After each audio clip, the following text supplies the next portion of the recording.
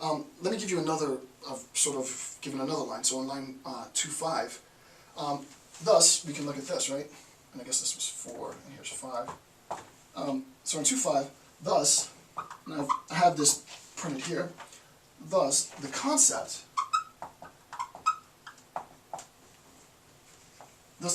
of 12, right? The concept of 12 is not an element, right? It's not, right? The concept of 12, to be sort of technical now, right?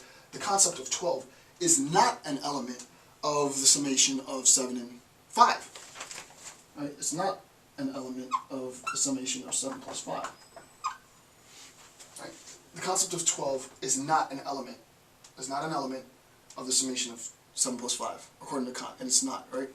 What he's saying is, we arrive at this concept, 12, in a different manner. Kant is not saying that 7 plus 5 does not equal 12. He's not in any sense concerned with that statement, right? The fact that 7 plus 5 equals 12 is not what he's talking about here. What he's talking about here is the mathematical proposition that 7 plus 5 equals 12.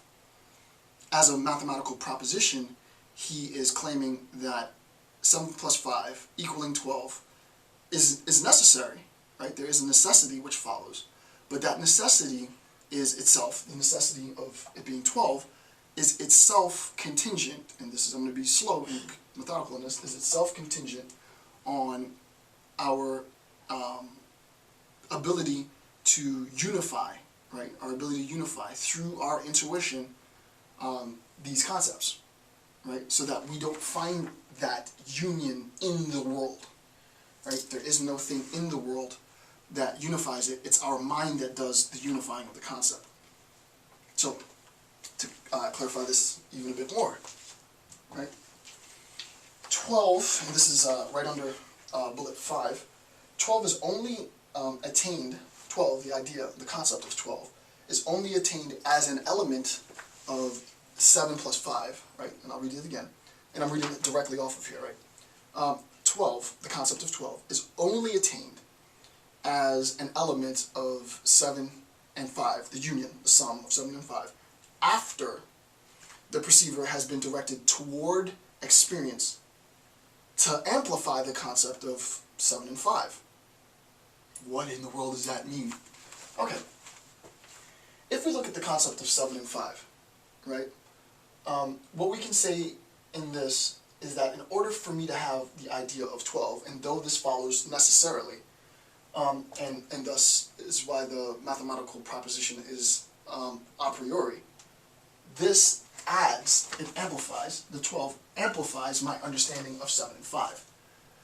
This content information is not given in 7 and 5. This content information comes as a product of my intuition. After coming as a product of my intuition, it amplifies, it increases my understanding of the original claim, that 7 plus 5, right? So if you were to think of it like this, first we have 7 plus 5, right? And this is devoid of the concept, is devoid of the concept 12. 2. The next thing that happens is we arrive at the concept 12 because our intuition unifies 7 and 5 within experience. 1, 2, 3, 4, 5, 6, 7, 1, 2, 3, 4, 5, 6, 7, 8, 9, 10, 11, 12, right? And you can go so far as saying that the content information, right, the content information of 12 is synthetic because to be synthetic, right, to be synthetic on this grounds is to have this summation, the ability to unify 7 and 12 is itself a consequence of our intuition, right? Is itself a consequence of our intuition. And actually, I do want to read a section right here to illustrate this. Oh, on page 14, he says it's like a little bit after 269. Hence, it's like after arithmetic. Hence, our concept is really our concept of 12. Hence, our concept is really amplified by the proposition 7 plus 5 equals 12, right? The mathematical proposition that 7 plus 5 equals 12.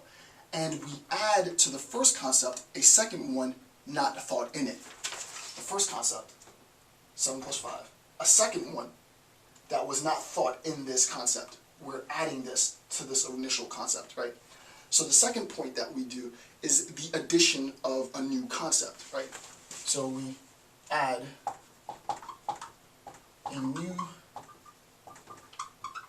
concept, and that concept being 12, to the initial concept, NIT. And that initial concept is 7 plus 5. Okay, so 7 plus 5 is devoid of the concept 12. Then we add a new concept, 12, to the initial concept, 7 plus 5. And I just read that, what he said. Hence, our concept is really amplified by the proposition 7 plus 5 equals 12. And we add to the first concept a second one, not thought in it.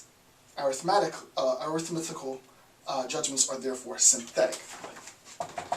Mathematical arithmetical judgments are therefore synthetic. So the question becomes about this adding, right? He doesn't explicitly say this, but that's what follows, and I want to clarify this. So 7 plus 5 as our first concept is devoid of the concept 12.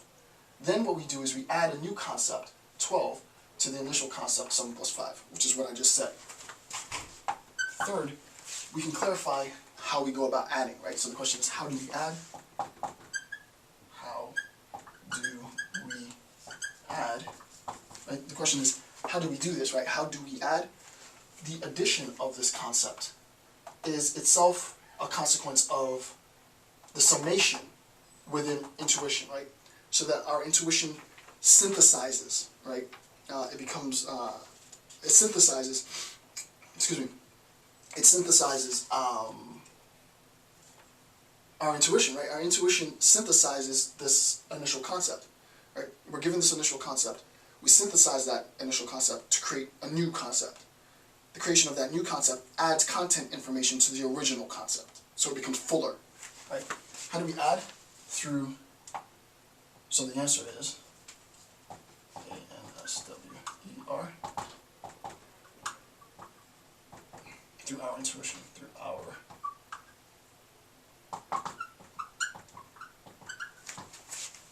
Seven plus 5 is devoid of the concept 12 as our initial concept.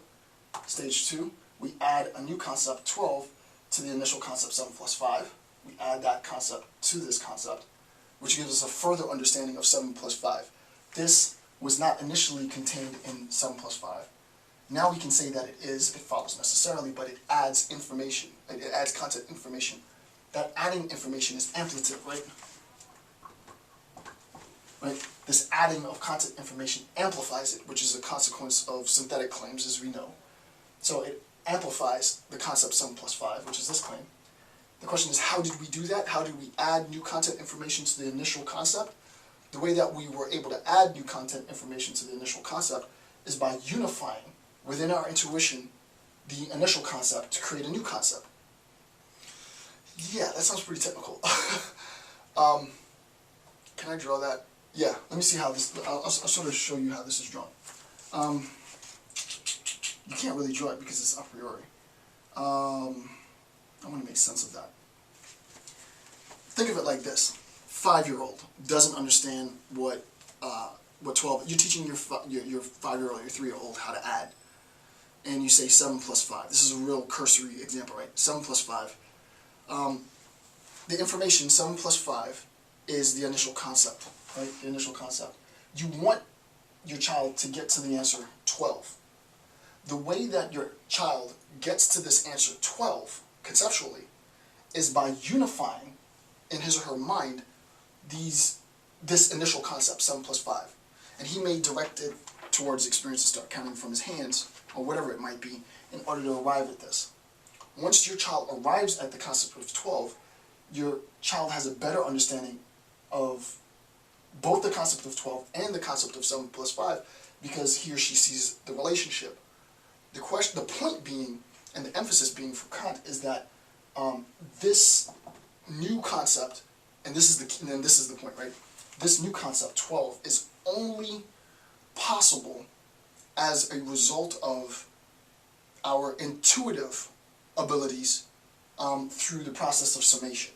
right? This process of unifying, of summating this initial concept to create this new concept is how we amplify the experience. That's as clear as I can make it. Hopefully that makes sense. As I said, Kant is opaque in parts. That's about as clear as I can make it.